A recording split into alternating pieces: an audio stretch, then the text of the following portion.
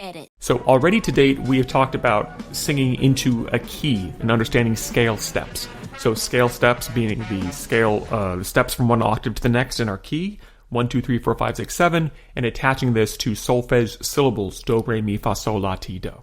This is going to be hugely important when we're doing dictations because we never want to lose sight of where our tonic is. Where is our sense of do when we're transcribing a melody? So let us do something in preparation for our first dictation project where we're going to be attaching rhythms and melodies together. I want us to do a thing that will be called singing into the key. And singing into the key is something that is going to help us situate not only where is the scale of where the pitches of the scale steps that is, but also some types of motion. And I want us to be able to tell the difference when we listen to stepwise motion. Are we going up the scale? Do, re, mi, fa, sol. And arpeggiated motion. Do, mi, sol, mi, do. Are we skipping over scale steps in order to arpeggiate something?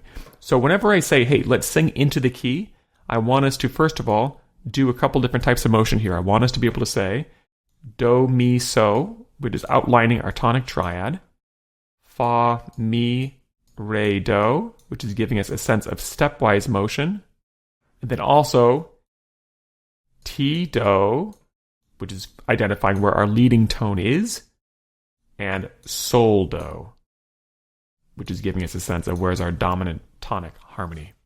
So altogether, when I say sing into the key, I want us to be able to do this. Do, mi, sol, fa, mi, re, do, ti, do, sol, do.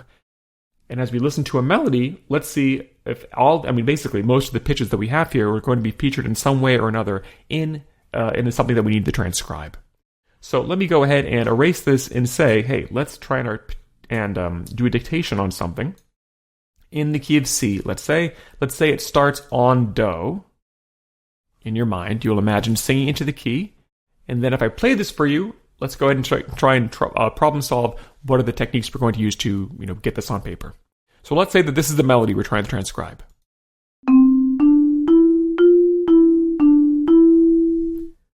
First step, I suppose, would be, where is our sense of meter? Dum, bum, bum, bum, bum, bum, bum. If we're trying to think about how this divides up, I'm kind of hearing this in 4. 1, 2, 3, 4. Then probably a bar line. 1, 2, 3, 4. So it's holding out like that. So probably, I think, 4, 4. And double bar over here. And I think this is how many notes? 1, 2, 3, 4, 5, 6, 7. Next question is going to be, all right, where was this arpeggiating or was this going in a stepwise motion? Do, re, mi, fa is how this begins. Stepwise motion. Do, re, mi, fa. Going upwards. And then after, what happens next? Do we end up going up or down? The next thing when we're doing dictations is to try and hold things in our mind as long as possible. Is there a possibility that we can sing this back without having to hear it twice? Let's try at this point, now that we've talked about it for quite a bit, we'll hear it for a second time, and then try in your mind figure out if this keeps going in stepwise motion upwards, or does this change direction? Is a leap involved anywhere, or is it only stepwise? Mi, fa, mi. And in this answer, because this is held out for 2, this then becomes a half note. Do, re, mi, fa, mi, re, mi is how I would go and dictate this onto actually written notation. If we tried to do a different excerpt, let's say, something that looks like this, because not all melodies are going to begin on do. Let's try it where we have a melody that begins on mi.